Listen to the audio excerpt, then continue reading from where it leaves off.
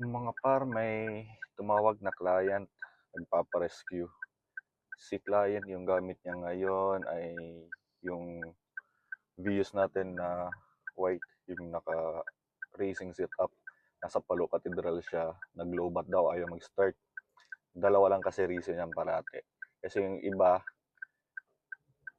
patay yung engine pero naka-on yung sasakyan, naka-ilaw o naka-hazard or nagcha-charge, nakikinig ng music, and then nag-aircon.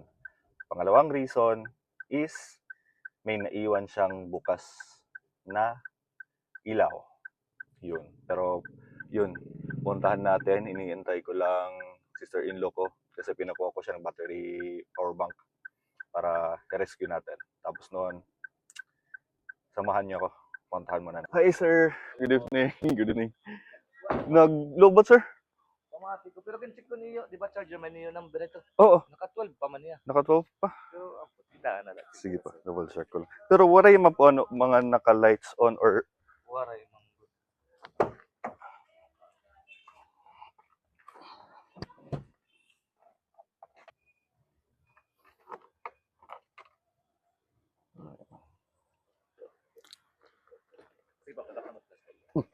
thank you sir.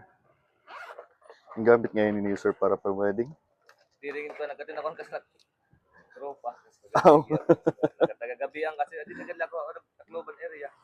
Ay nagagabihan man paguli. Waray na pag-waray out.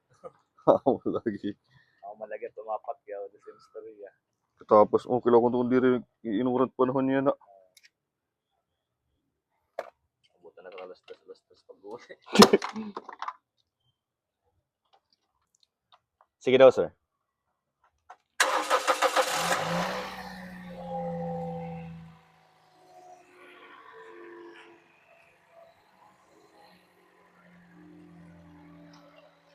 Sige po. Thank you, sir. Thank you. Tawag na lang po. Thank you.